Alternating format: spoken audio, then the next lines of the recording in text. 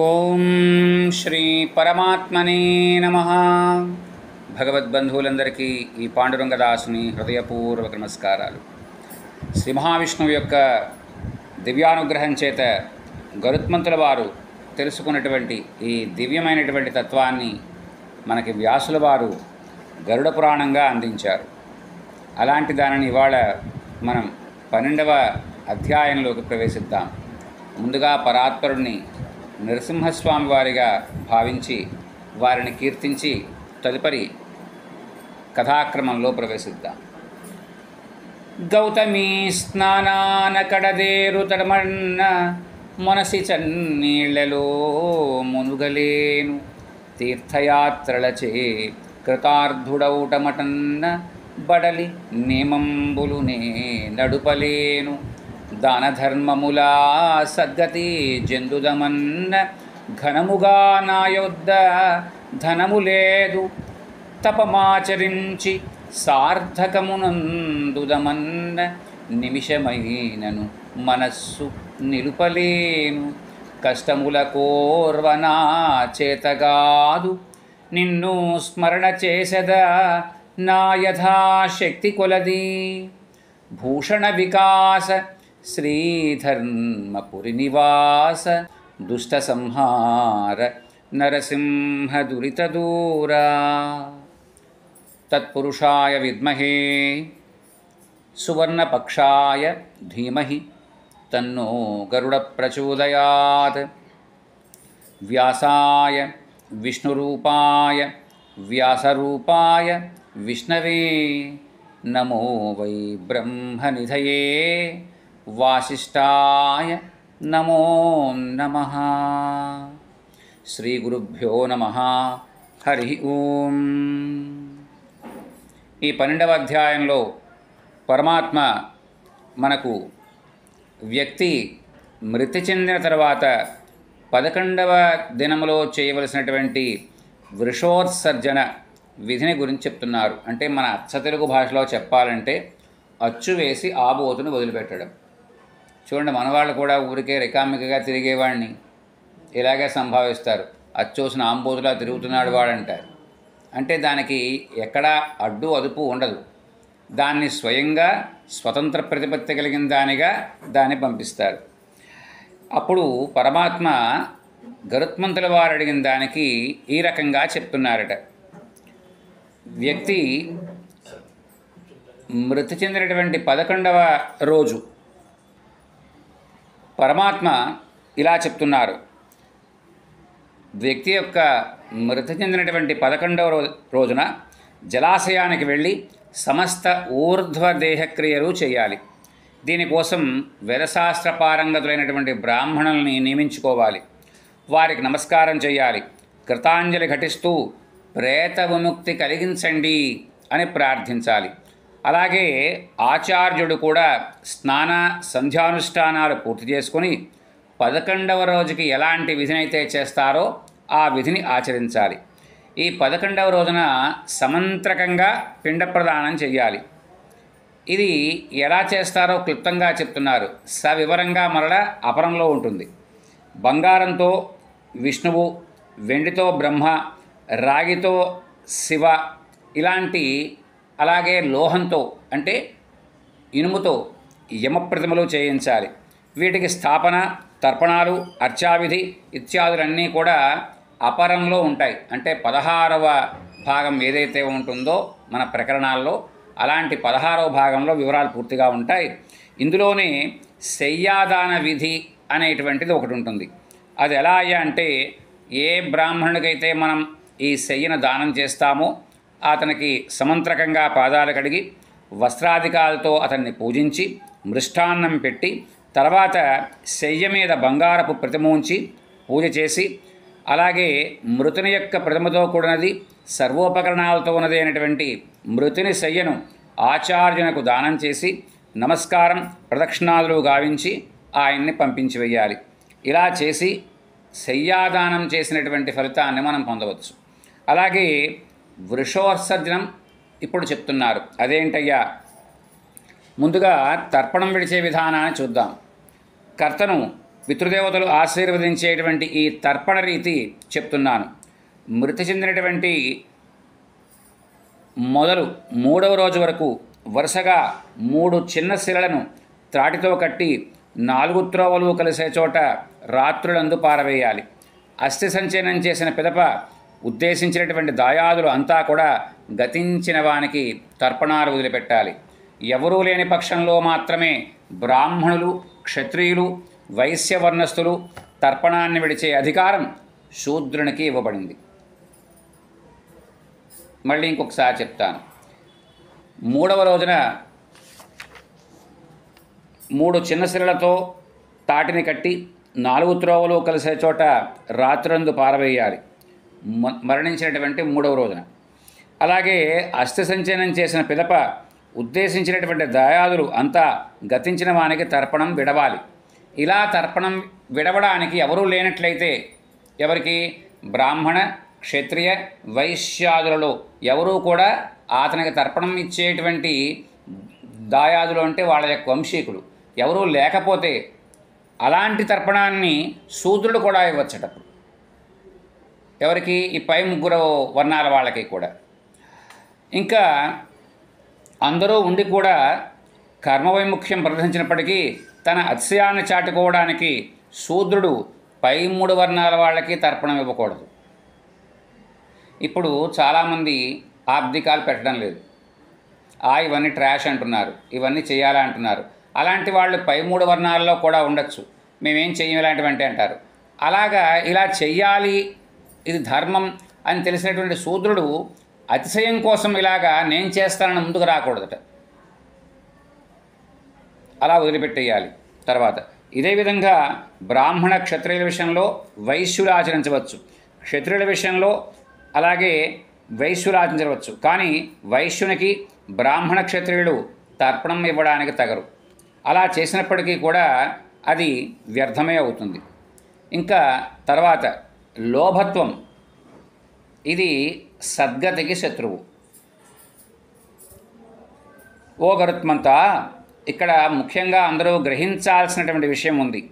ఏదైనా ప్రయాణం తలపెట్టిన వాళ్ళు దారిలో ఆహారానికి ఇబ్బంది పడనవసరం లేకుండా అన్నం మూటకట్టుకుని వెళ్తే ప్రయాణం ఎంత సుఖకరంగా ఉంటుందో, ఈ దానం అనేది కూడా అంతే సౌఖ్యాన్ని ఇస్తుంది. ఇప్పుడంటే మనం మానేసాం, కానీ ఇదివరకు తిరుపతి వెళ్ళడానికి మన ఏరియాలకి ఇక్కడ ప్యాసింజరే ఉండేది. శుభ్రంగా అవకాశం ఉండి నిలవ ఉండేవన్నీ కూడా పూరీలేమో ఆ రోజు రాత్రికి, ఇప్పుడు ఉండేమో తర్వాత రోజు పొద్దునకి, కుదిరితే ఇంకొంచెం తర్వాత రోజు రాత్రికి కూడా, స్వామివారిని చూసిన తర్వాత కూడా తిన్న రోజులు కూడా ఉన్నాయి. అలాగా ఈ దారి భత్తం తీసుకువెళ్ళడం, కొనుక్కునేటువంటి పరిస్థితి మనకు ఉండేది కాదు. అలాగా అలా తీసుకువెళ్ళడానికి ఎలా అయితే ఉపయోగపడుతుందో, ఈ దానాలు కూడా మనకి ఆ దారిలో ఉపయోగపడతాయట. బతికి ఉన్నప్పుడు భక్తి శ్రద్ధలతో చేసేటువంటి దానాధికారు మరణానంతరం మనిషిని పైలోకాలకు చేరవేసే ప్రయాణంలో ఎదురయ్యేటువంటి ఇక్కట్ల నుంచి రక్షిస్తాయి. దానికి కారణం ఏంటయ్యా అంటే, ఆ ప్రయాణం అంతా బహు కష్టతరంగా ఉంటుంది, సులువుగా ఏమాత్రం ఉండదు. నెయ్యి పోయడం ద్వారా అగ్ని సెగ ఎలా అయితే రేగుతుందో, మంట ఎలా అయితే బాగా ప్రజ్వరిల్లుతుందో, ఏ పుణ్యక్షేత్రంలోనైనా పుణ్యకాలాల్లో అంటే కార్తీక మాసం కానీ, సంక్రమణ దినాలు కానీ, ఇలాంటి రోజుల్లో చేసేటువంటి సత్కృత్యాల వల్ల మరణానంతర ప్రయాణం సుఖకరంగా ఉంటుంది. మీకు ఇంకా బాగా చెప్పాలంటే, మనకి 11వ అధ్యాయంలో భాగవతంలో కృష్ణ పరమాత్మ ఈ దేవకీ వసుదేవులను కూడా తీసుకొని, నందాదులను తీసుకొని సూర్యగ్రహణ సమయంలో కురుక్షేత్రానికి వెళ్తారు. కురుక్షేత్రంలో దానం చాలా గొప్ప. ద్వారకానగరంలో వాళ్ళు ఈ సూర్యగ్రహణం జరపకూడదా? జరపచ్చుగా. కానీ ఎక్కడ ద్వారక, ఎక్కడ కురుక్షేత్రం, ఇంచుమించుగా 1200 కిలోమీటర్ల దూరం ఉంటుంది రెండింటికి. అక్కడికి వెళ్తారు. అక్కడికే మళ్ళా హస్తినాపురం నుంచి దుర్యోధనాలు అందరూ కూడా వస్తారు. అక్కడ దానం చేయడం, అక్కడ స్నానం, దానం చాలా గొప్ప. అందులో ముఖ్యంగా కురుక్షేత్రంలో దానం చాలా గొప్ప. కాశీలో స్వర్గస్థులు అవ్వడం గొప్ప. రేవా తీరం అంటే నర్మదా తీరంలో తపస్సు చేయడం గొప్ప. గోదావరి తీరంలో ఈ మూడు గొప్ప. మరణించినా గొప్పే, దానం చేసినా గొప్పే, తపస్సు చేసినా గొప్పే. ఇంకో అలాగా ఆ ప్రయాణం కష్టతరం కాబట్టి బ్రతికి ఉన్నప్పుడు చేసేటువంటి అన్నదానాధికాల వల్ల ఆ జీవికి పైలోకంలో ప్రయాణం వేళ ఆకలి దప్పుల నుంచి రక్షణగా ఏదైనా పుణ్యక్షేత్రంలో మేలైనటువంటి లగ్నంలో వేదశాస్త్ర విధుల చేత బ్రాహ్మణుల చేత హోమాలు జపించి అలాగే జపాలని కూడా ఏర్పాటు చేసి మొదట తనకు తాను పరిశుద్ధుడు కావాలి. ఆ తర్వాత నవగ్రహ పూజ చేయాలి. ఆ తర్వాత పితృదేవతార్చన చెయ్యాలి. ఆ పైన విష్ణుదేవుని పూజించాలి. ఇలా చెయ్యాలయ్యా. దేవతలను బ్రాహ్మణులను యథాశక్తి అర్చించాలి. హోమం పూర్ణాహుతి గావించి ముగించాలి. ఈ విధి విధానమంతా కూడా జరిగించిన తర్వాత వృషోత్సర్జనానికి ఏర్పాటు చేసుకోవాలి.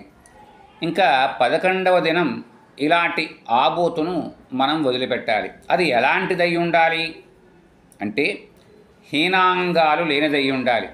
అంటే కాలో కుంటో లేకపోతే ఎక్కడన్నా దెబ్బతిలిందో ఇలా కాకుండా ఉండాలి.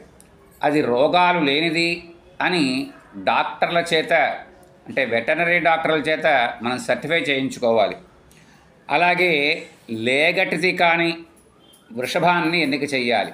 అంటే 2వ ఈత వృషభం అయి ఉండాలి. అది సామాన్యంగా గోదానం కూడా మనం ఎలా చేసేస్తున్నామంటే దానికి ఒక పద్ధతి పాడు ఉండట్లేదు.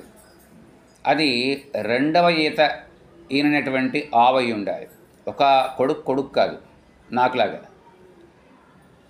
అలాగా 2వ సంతానం అయి ఉండాలి ఆ దూడ.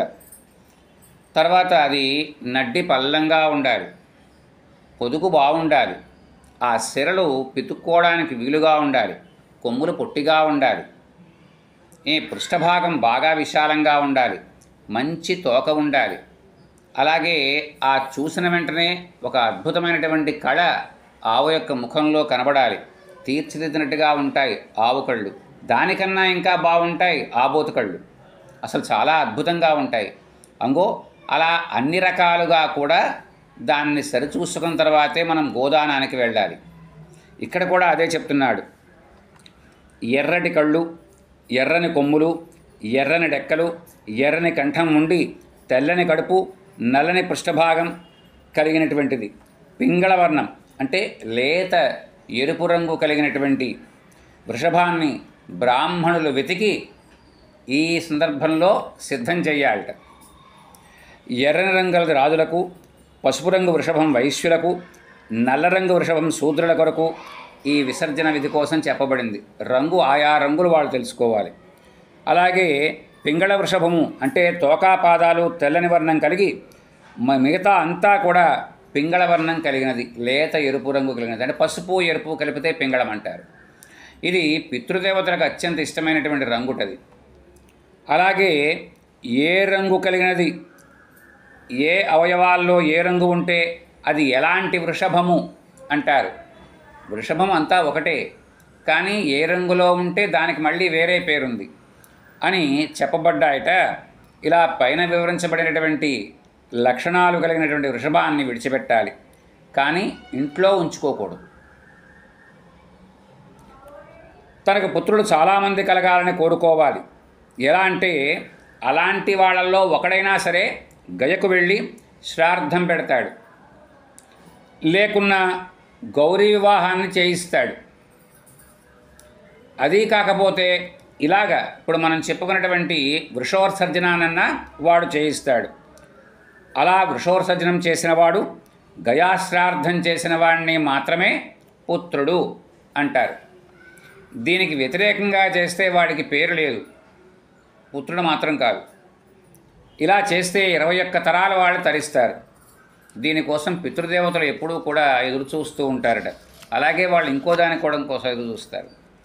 తమ యొక్క వంశంలో వాడు ఎవడన్నా ఒకసారి రామాయణాన్ని ఇంట్లో చదివిస్తాడా అని ఎదురు చూస్తారట వాళ్ళు. సుందరకాండ మనం పారాయణ చేసుకున్నప్పుడు చివరిలో పట్టాభిషేక సర్గ చెప్పుకుంటాం. అందులో చివరి మాట అదే. పితరులు అంటే మన ముందు తరించినటువంటి వాళ్ళందరూ కూడా ఎవరన్నా రామాయణాన్ని చదివిస్తే బాగుండును కదా మేము ఊర్ధ్వలోకాలకు వెళ్తాం కదా ఇంకాను అనుకుంటారట. సరే, ఇప్పుడు ఈ విధానాన్ని చూద్దాం, అంటే వృషోత్సర్జన విధానం చూద్దాం. మంత్రజలం చేత ఒక కోడెదూడను స్నానం చేయించాలి. వస్త్రము, చందనము, పుష్పాలు, ఆభరణాలు ఇలాంటి వాటితో అలంకరించాలి. 4 పెయ్యదూడలతో పాటుగా, పెయ్యదూడలంటే ఆడదూడలు, దీన్ని కూడా కలిపి హోమాగ్ని చుట్టూతా ప్రదక్షిణం చేయించాలి. అలాగే చిహ్నాల పటంలో చూపిన రీతిగా కుంకుమతో దిద్దాలి. అవన్నీ కూడా మనకి అపరకర్మలు దాంట్లో ఇస్తారు. ఇంకా వృషోత్సర్జనం చేసేవాళ్ళు ఉత్తరం వైపుగా నిలబడి ఉండాలి. ఆ కోడదూడకు ధర్మమే వృషరూపం దాల్చినటువంటి ఓ పుంగవా, నీకిదే నా నమస్కారము. ధర్మాన్ని మన వాళ్ళు వృషభంతో పోలుస్తారు. ఇంకా నీకిదే నా నమస్కారం. ఆదియందు బ్రహ్మచేత సృష్టించబడి ధర్మరక్షణకై అవతరించినటువంటి నీవు తరింపచేయగలవాడవు అని చెప్పి స్వయంగా చేసేవారు ఎవరైతే ఉన్నారో కర్త పేరు, మరణించిన వారికే చేసేవారు మృతుని పేరు సంకల్పంలో చెప్పుకొని దాని తోక కొనజలం విడిచి ఆ నీటిని శరీరం మీద సంప్రోక్షించుకోవాలి. గోదానంలో కూడా మనం అలాగే చేస్తాం కదూ. ఆ తర్వాత అన్ని దూడలతో పాటుగా ఆ కోడదూడను కూడా స్వేచ్ఛగా విడిచిపెట్టాలి. దీన్ని ఎవరూ కూడా వ్యవసాయ కర్మల కోసం పట్టుకొని ఉపయోగించడానికి లేదు. ఆ విధంగా సంరక్షిస్తారట ఊర్లో వారందరూ కూడా. ఎవరూ కూడా దాన్ని కట్టేసి ఇంట్లో పనులు చేయించుకోవడానికి వీలుగా ఏ ఒక్కరు భావించినా సరే దాన్ని ఊరుకోకుండా తిరిగి మరల పంపిస్తారు. అంగో ఇది భగవంతుడైనటువంటి ఆ శ్రీ మహావిష్ణువు గరుత్మంతుల వారికి చెప్పినటువంటి వృషోత్సర్జన విధి.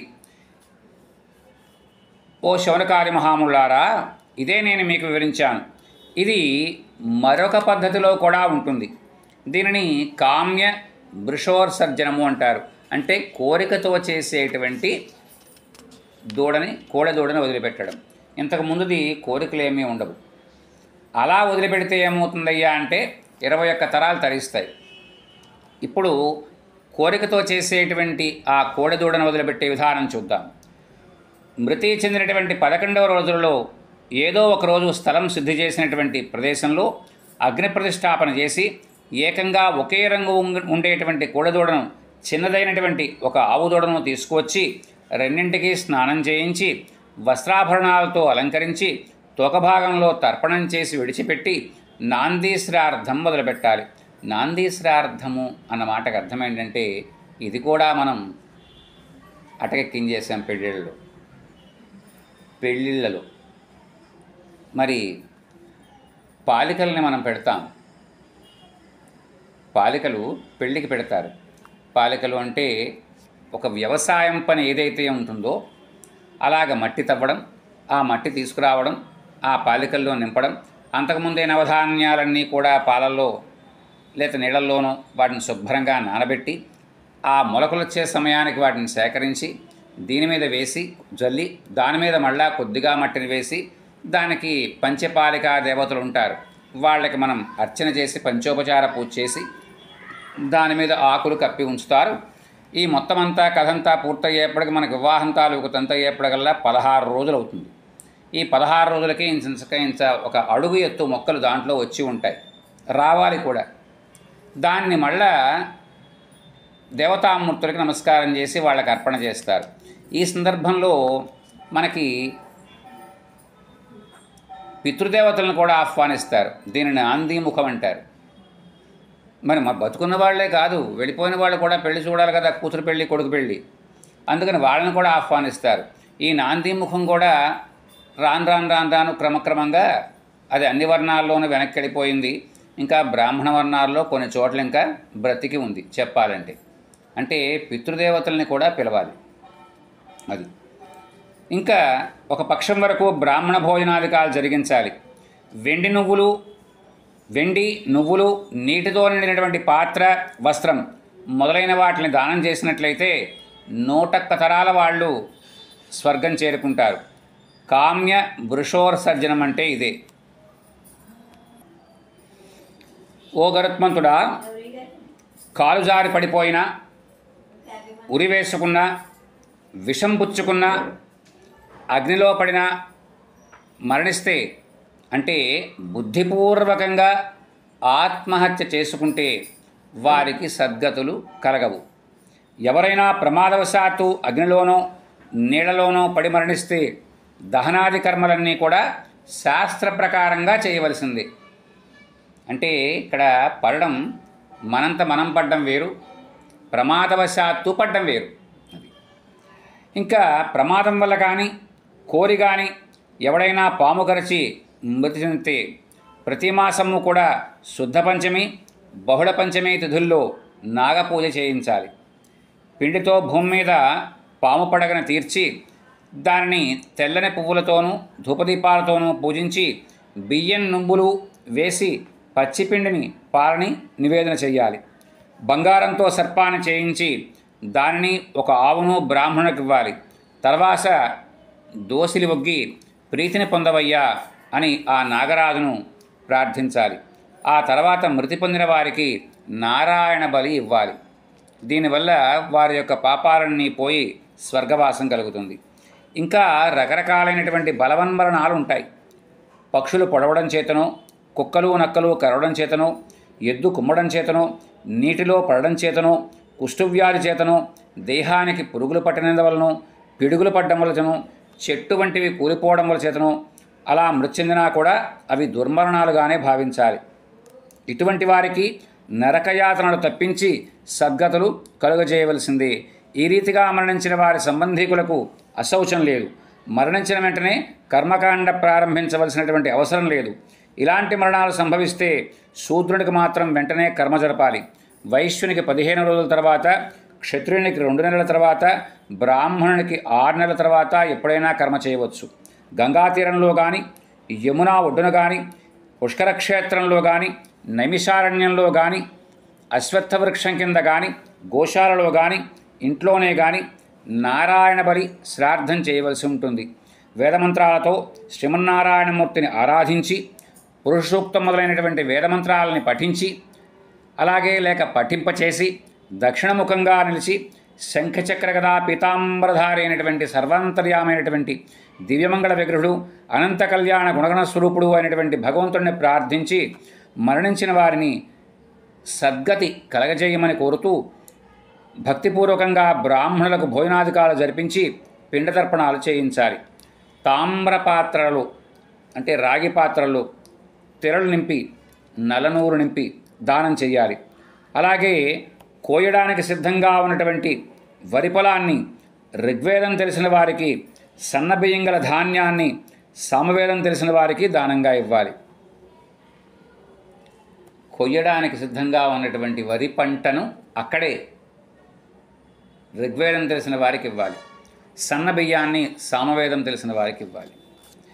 ఇంకా 360 మోదుగాకులతో కానీ పులలతో కానీ మృతి చెందిన వారి యొక్క దేహం తాలూకు ఆకృతి రూపొందించాలి. ఈ పుల్లలు లేక ఆకులతో 40 తలకు, కంఠానికి 10, వక్షానికి 20, పొట్టకు 20, నడుముకు 20, చేతులకు 100, 2 తొడలకు 100, మోకాళ్లకు 30, గుహ్యాంగానికి 4, దాని చుట్టూ 6, పాదాలకు 10 చొప్పున కేటాయించాలి. ఇప్పుడు ఈ ప్రేత ఆకారానికి తలభాగంలో టెంకాయ, ముఖానికి పంచరత్నాలు, నోటికి అరటిపండు, ముఖానికి అలాగే ముక్కు భాగంలో నువ్వుల పువ్వు, నరాల భాగాలుగా తామరకాడలు, కండరాలకు అన్నం, రక్తానికి బదులు తేనె, సవరంతో వెంట్రుకలు, కృష్ణజింక చర్మం, గురువింద గింజలు వక్షానికి, తామరులు బొడ్డుకు, వృషణాలకు తాటికాయలు ప్రత్యామ్నాయాలుగా ఏర్పరచాలి. దీనికి ఆవాహనాది ఉపచారాలు గంధపుష్పాక్షరాలతో అలంకరించి మంత్రోక్తంగా కర్మ నిర్వహించాలి. ఈ రీతిగా మాత్రమే దుర్మరణం చెందిన వారికి సద్గతులు కలుగుతాయి. కర్మ ప్రారంభించింది మొదలు కర్మ చేయు పుత్రునికి 10 రోజుల వరకు అశౌచం, తల్లిదండ్రులకు ఇతర దాయాదులకు 3 రోజుల వరకు అశౌచం. అలాగే ఈ రకంగా అశౌచం ఉంటుందయ్యా అన్నారు పరమాత్మ గరుత్మంతుల వారితో. ఇలా కర్మ అంతా చేసి సంవత్సరం వరకు ఉదకంబదానం చెయ్యాలి. యథాసఖ్యంగా పిండ ప్రదానమైనా చెయ్యాలి. ఇలా 11వ దినము షోడశ శ్రాద్ధాదులు ఆచరించి ద్వాదశాహం రోజున సాపిండ్యము, శయ్యాదానము, పరదానము చెయ్యాలి. ఓ గరుత్మంత, సపిండన విధి, అశౌచ నిర్ణయము, శయ్యాపరదానము మున్నగు విషయాల్ని నీకు వివరిస్తున్నాను విను అన్నారు. అప్పుడు ఆ మహావిష్ణువు ఈ రకంగా వివరిస్తున్నారట. చనిపోయిన వారిని ఉద్దేశించి ఇచ్చినటువంటి పిండాన్ని వారి పూర్వులైనటువంటి తండ్రి, తాత, ముత్తాత వీరికై ఏర్పాటు చేసినటువంటి పిండములయందు అంటే వసు, రుద్ర, ఆదిత్య స్థానమునందిన వారిని ఉద్దేశించి ఉంచుతారు. అలాగే ఇలా కలపడాన్ని సపిండీకరణము అంటారు. అంటే గతించిన వారిని ముందు వారితో కలిపి ఒక దారిలో ఉంచడాన్ని సపిండీకరణము అంటారు. అంటే చనిపోయిన వారి యొక్క పూర్వీకులైన 3 తరములతో అంటే తండ్రి, తాత, ముత్తాత అనువారితో జతపరచడమే సపిండీకరణంలో ముఖ్యం. ఇలా సపిండీకరణము జరిగిన తర్వాతనే పోయిన వారిని ఉద్దేశించి వాని పుత్రుడు దానం చెయ్యాలి. సపిండీకరణము చెయ్యకుండా చేసినటువంటి దానాలు ఏవి కూడా అవి శుద్ధిని కలిగించవు. అలాగే సపిండీకరణము అయిన తర్వాత చేసినవి ఈయనకే గతించిన వానికే కాక ఆయన యొక్క తండ్రి, తాత, ముత్తాతలకు కూడా ఆ ఫలితం అందుతుంది. ఇంకా సూతకాదులు అంటే మైలు మనం చెప్పుకుంటాం కదా. ఈ మైలు ఎంతకాలం ఉంటుంది?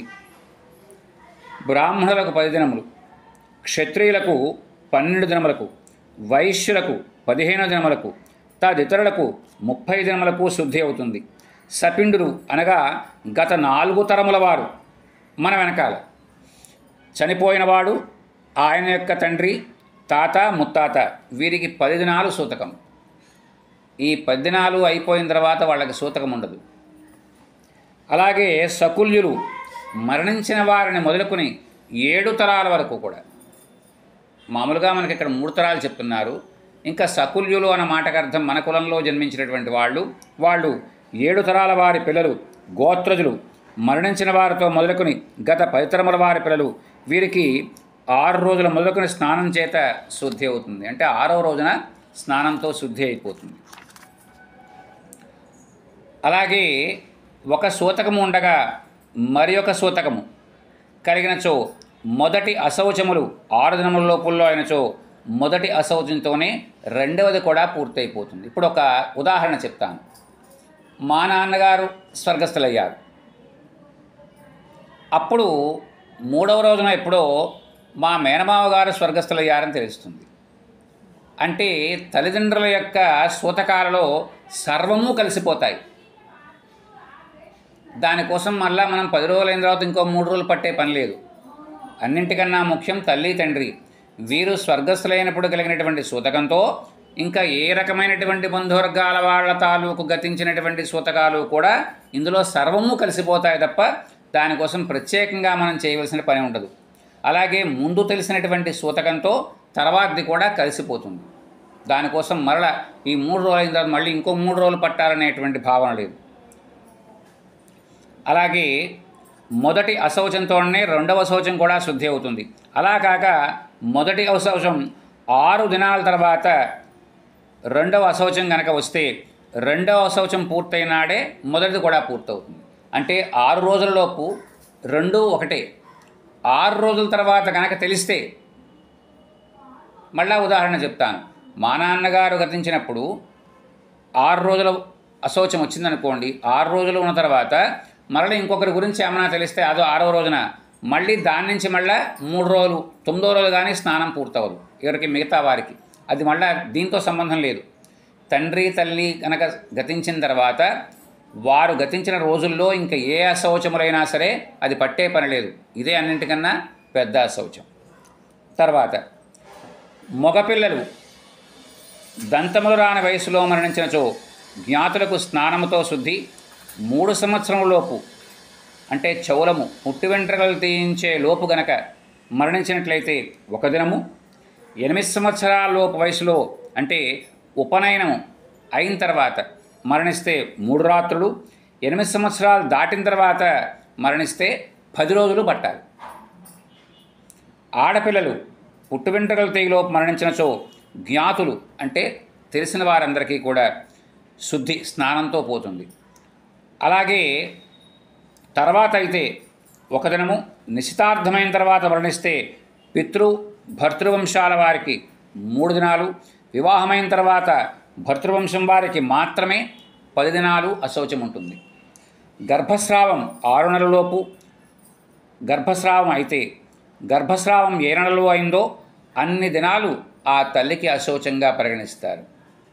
అలా కాకుండా 6 మాసాల తర్వాత కనుక గర్భస్రావం అయితే సంపూర్ణ శౌచం 10 రోజులు పట్టవలసింది.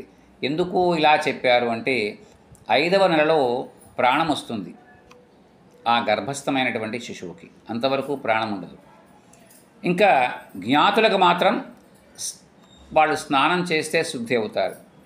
ఇంకా ఇప్పుడు ఇవన్నీ కూడా మిగిలినటువంటి యుగాలలో చెప్పిన విషయాలు. కలియుగంలో మాత్రం అన్ని వర్ణముల వారికి 10 దినములు కాగానే శుద్ధి అని శాస్త్ర నిర్ణయం చేశారు. ఇంకా అశౌచ సమయంలో ఏం పనులు చేయకూడదు, ఆశీర్వాదం మనం చేయకూడదు, ఒకరి దగ్గర ఆశీర్వాదం పుచ్చుకోకూడదు, ముఖ్యమైన సంగతి. అలాగే దేవపూజ, ఎవరన్నా పెద్దలింటికి వస్తే వాళ్ళని గౌరవించి ఆహ్వానించడం చేయకూడదు. ఈ 10 రోజులు కూడా దీపారాధన ఇంట్లో మనం చేస్తాం, కానీ అది గతించిన వారి కోసం చేస్తాం, దేవతా పటాల దగ్గర ఉండదు. ఎందుకంటే 11 మనకి శుద్ధి అయినప్పుడే వారికి కూడా శుద్ధి అవుతుంది, మనతో పాటుగా వారు కూడా మైలు పట్టి ఉంటారు. అలాగే నమస్కారం చేయడం ఇతరులకి ఈ 10 రోజుల్లో పనికిరాదు. మంచం మీద పడుకోకూడదు, ఇతరులని తాకడం చేయకూడదు. సంధ్యావందనము, దానము, జపము, హోమము, వేదాధ్యయనము, పితృతర్పణము, బ్రాహ్మణ సంతర్పణ, వ్రతము, నిత్యనైమిత్య కర్మలు చేయరాదు. ఒకవేళ చేసినచో అంటే ఉదాహరణ మళ్ళీ నా దగ్గరికి వస్తాను, నాకు ఇప్పుడు 60, మా అమ్మగారు గతించారు కదా అని చెప్పి ఏమన్నా ఇలాంటిది ఏమన్నా చేశాను అనుకోండి, ఊహొచ్చేప్పటికల్లా ఏ 20 నుంచో మొదలెట్టామనుకోండి నోములు వ్రతాలను, ఈ 40 ఏళ్లలో చేసినవి కూడా పోతాయి ఆ ఒక్క పని వల్ల. అది ఈ దోషం ఎవరికి ఉండదు, ఏది అశౌచము 10 రోజులు దోషం ఎవరికి ఉండదు. జాగ్రత్తగా వినండి, ఇది మాత్రం ముఖ్యం. చాలామందికి ఈ విషయాలు పెద్దలు చెప్పరు. నువ్వు బట్టేయి అంటారు, వాడు ఎన్ని రోజులు పట్టేయాలో వాడు చెప్పడు. అది 10 రోజులా, 15 రోజులా, 20 రోజులా చెప్పరు. 6 నెలల పాటు మీ ఇంట్లో దేవుడికి దండం పెట్టకండి, దీపం వెలిగించకండి అంటారు. వీడు మాత్రం 3 పూట్ల శుభ్రంగా వండుకుని తినేయచ్చు, వాడెవడో పెళ్ళి పిలిస్తే వెళ్ళిపోవచ్చు, కావాలంటే మిగతా వాటిలో కూడా వెళ్ళచ్చు. కానీ దేవుడు ఆయన కూడా మనతో పాటు బతుకుతున్నారు కదా వాళ్ళు కూడా, మరి వాళ్ళ బతికేంటి? ఇది కొన్ని పద్ధతి లేకుండా, వివరాలు తెలియకుండా చాలామంది చెప్తున్నారు, మిగతా వాళ్ళు ఆచరిస్తున్నారు. దీనికి ఒక గొప్ప ఉదాహరణ కూడా మీకు చెప్తాను. నేను పాండురంగస్వామి గుడికి అర్చకత్వం చేసేటప్పుడు ఒక ఆమె వచ్చారు. అయ్యా మరి బయట నుంచి బయటికి రండి ఆవిడ, ధ్వజస్తంభానికి ఇవతల రమ్మంది. ఇంత అత్యవసరంగా ఎందుకు వచ్చేసిందో ఇవిడని చెప్పి వెళ్ళాను. ఏమిటో చెప్పండి అన్నాను. మా దేవుడి గూట్లో తలుపులు వేసేసే ఉన్నాయండి, గత 6 నెలల మట్టిను చెదలు పట్టేస్తున్నాయండి, చెదలు కూడా బయటకు వస్తున్నాయి, మరి ఏం చెయ్యాలంది ఆవిడ. నాకు చెప్పొద్దు, నాకు అసలు ఇలాంటివన్నీ వింటుంటే చాలా కోపంగా ఉంటుంది. అసలు 6 నెలల పాటు చెదలు పట్టేయడానికి తగినటువంటి పరిస్థితి ఏమొచ్చింది మీ ఇంట్లో అని అడిగాను. మిగతా గదులన్నీ బాగున్నాయంటే అన్నీ బాగానే ఉన్నాయండి. తుడుచుకుంటున్నారా అని అడిగాను. తుడుచుకుంటున్నామంది. 3 పూట్ల వండుకుని తింటున్నారా అని అడిగాను. అన్నీ బాగానే ఉన్నాయండి. బయటికి పెళ్ళికి వాటికి వెళ్తున్నామని చెప్పింది. మరి వాళ్ళ కర్మ ఏం కాలింది అని అడిగా. ఎవరిదండి అంది. అదే ఆ దేవుడి గూట్లో ఉన్న వాళ్ళ కర్మ ఏం కాలిందని అడిగాను. అంటే వాళ్ళ మామయ్య గారు అబ్బాయి చనిపోయాట. అప్పుడు అక్కడ ఉన్నటువంటి వచ్చిన వాళ్ళు ఎవరు చెప్పారో వాళ్ళు ఒక 6 నెలల దాకా దీపారాధన, దేవుడి గూడు తీయకూడదు అన్నారట. నాకు చాలా కష్టము, బాధ అన్నీ కలిగాయి. మీకు ఇలాంటివి ఎవరు చెప్తారు ఇలాంటివన్నీ? నేను అసలు ఈ పద్ధతులు ఏంటండి?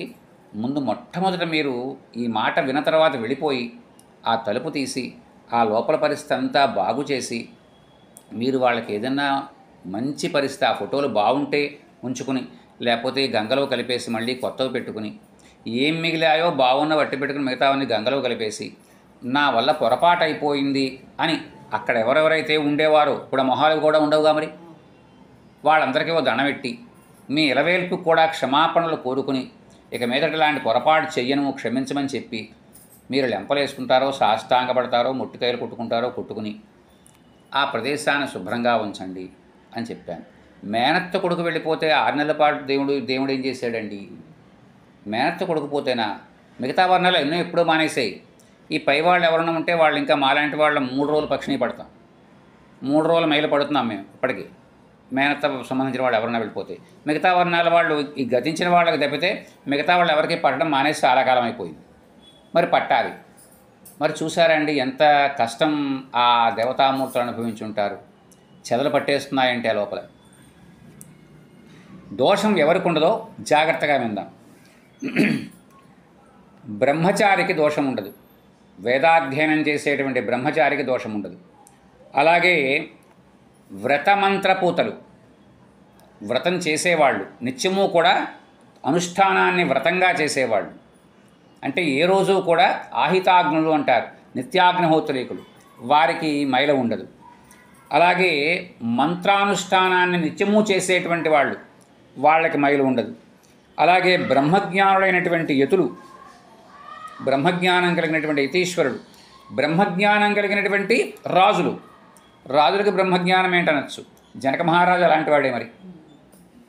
తర్వాత వివాహాలు జరుగుతున్నప్పుడు అశౌచం వచ్చినచో ఆ వార్త తెలియక మునుపు వండినటువంటి అన్నము దూష్యం కాదు. జాగ్రత్తగా అర్థం చేసుకోండి. మనకి కంకణం కడతారు, అర్థమైందా అండి? వివాహాలకి ఎందుకు కడతారయ్యా అంటే ఎందుకే కడతారు. ఆ కంకణం కడితే కంకణం విప్పేంత వరకు ఎలాంటివి కూడా మనకి వర్తించవు. అందుకనే సహజంగా ఇది వింటున్నవాళ్ళు, ప్రత్యక్షంగా వింటున్నవాళ్ళు ఏదైనా ఒక విషయాన్ని అవతల వాళ్ళకి చెప్పేటప్పుడు ఇదొక సత్యము పలుకుము అన్న మాటను పట్టుకుని వెళ్ళాడకుండా అవతల ఎవరికైతే ఫోన్ చేస్తున్నారో మీరు ఎక్కడున్నారు, ఏం చేస్తున్నారు, వాడు అవతల వాడు ఏం చేస్తున్నాడో చెప్తాడు. సినిమా హాల్లో ఉన్నాడో లేకపోతే ఎక్కడన్నా అర్చనలో ఉన్నాడో చెప్తాడు. అయితే నువ్వు ఇంటికి వెళ్ళిన తర్వాత ఒక్కసారి నాకు ఫోన్ చేయి అని చెప్పి ఇంటికి వెళ్ళిన తర్వాత అప్పుడు మళ్ళీ వాడు ఫోన్ చేసినప్పుడు కూడా చెప్పేయకుండా ఇలాగా మీ ఆడవాళ్ళని కాస్త బాత్రూంలో బట్టలు వేయమని చెప్పి నువ్వు అక్కడికి వచ్చి నుంచో అని చెప్పి తీరిగ్గా అప్పుడు చెప్పాలి తప్ప ఇదేదో సత్యం పలుకుమో అన్న టైపులో మనం తెలిసిన దాన్ని పనిచేసుకోకపోతే బాధగా ఉంటుందని వెంటనే వాడికి చెప్పేయకూడదు. చెప్పేస్తే దానివల్ల చాలా రకాల ఇబ్బందులు ఉంటాయి. మరి అలాంటివన్నీ కూడా ఆచరించాలి. కొన్ని ధర్మాలు ఉన్నాయి.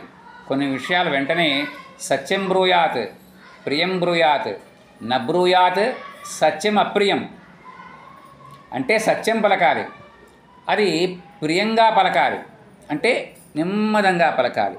ఉదాహరణకి ఒక ఆయన కొడుకు రోడ్డు మీద యాక్సిడెంట్లో చనిపోయాడు, బైక్ యాక్సిడెంట్లో అనుకుందాం.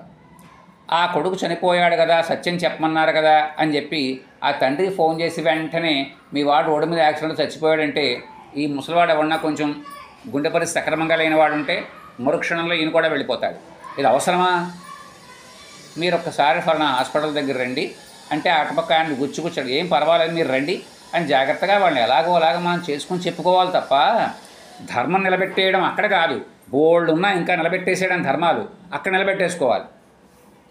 తర్వాత మళ్ళీ ఇంకోసారి చెప్తాను, వివాహాదులు జరుగుతున్నప్పుడు అశౌచం వస్తే ఆ తర్వాత పదార్థాలు పనికిరావు వండినవి, అంతకు ముందు వండినటువంటి పదార్థాలు పనికి వస్తాయి. అలాగే తెలియక అశౌచంలో వండినటువంటి అన్నాన్ని భుజించినా కూడా దోషం లేదు. ఇదొకటి గుర్తుపెట్టుకోండి. తర్వాత సూతకంలో అన్నం పెట్టినవాడు తిన్నవాడు ఇద్దరూ పాపాన్ని పొందుతారు. సూతకంలో ఉన్నప్పుడు అన్నం వండి పెట్టినా అన్నం తిన్నా కూడా. సపిండీకరణానికి 12వ దినమున త్రైపక్షకంలో 6వ నెలలో సంవత్సరంలో కూడా చేయవచ్చు. కానీ సపిండీకరణము సాధ్యమైనంత వరకు 12వ రోజు చేయడం ఉత్తమం. ఈ విషయాన్ని మనం 2 రోజుల క్రితం కూడా చెప్పుకున్నాం. ఎందుకంటే ఆ తర్వాత సపిండీకరణం చేయడానికి రెడీగా ఉన్నవాడు ఉండకపోవచ్చు ఒక్కోసారి. అందుకని మన వాళ్ళు ఇంత రోజులు పెట్టద్దని చెప్పారు. సరే, కాబట్టి సపిండీకరణాన్ని శాస్త్రోక్తంగా సపిండీకరణమున చేసిన పెక్కుదానములు చేసి అలాగే గ్రహాలని వినాయకుణ్ణి సరస్వతి అమ్మవారిని అర్చించాలి. తర్వాత బ్రాహ్మణులు జలాన్ని, క్షత్రియులు ఆయుధాన్ని, వైశ్యులు ప్రతోదనమును, శూద్రులు దండమును స్పృశించినటువంటి పరిస్థితుల్లో వాళ్ళు పరిశుద్ధులవుతారు. ఇక్కడ వైశ్యులు ప్రతోదము అన్నారు. ప్రతోదము అంటే వాళ్ళు ఏదైతే తూకానికి చూస్తారో దానిని, కాట. తర్వాత శయ్యాదానం చేసిన తర్వాత పదదానము చెయ్యాలి. పదదానము అంటే ఏదేదో ఒక విచిత్రంగా ఉంది కదండి. పదము అంటే గొడుగు, పాదరక్షలు, వస్త్రములు, ఉంగరము, అలాగే కమండులువు, ఆసనము, పంచపాత్రలు. ఇది కొంతమంది చెప్పినటువంటి పద్ధతి. పదదానంలో ఈ వస్తువులు వస్తాయి. అంటే గొడుగు, పాదరక్షలు, వస్త్రాలు, ఉంగరము, కమండులువు. కమండులువు అంటే కొమ్ముజారి, ఆసనం, పంచపాత్రలు. కొందరు పైన చెప్పిన వాటికి దండము, రాగి చెంబు, ఆమాన్నము అంటే కూరలతో కలిపినటువంటి బియ్యం, భోజనము, అర్ఘ్యము, యజ్ఞోపయుతాలు కలిపి పదము అని చెప్తారు. ఈ వస్తువులన్నీ కూడా 13 మందికి ఇవ్వాలి. శయ్యాదానం వల్ల జీవి సర్వసుఖాలు పొందుతాడు అని పెద్దల మాట. యవమార్గంలో ప్రయాణించే వారికి పదదానం మిక్కిలి ఉపయోగపడుతుంది.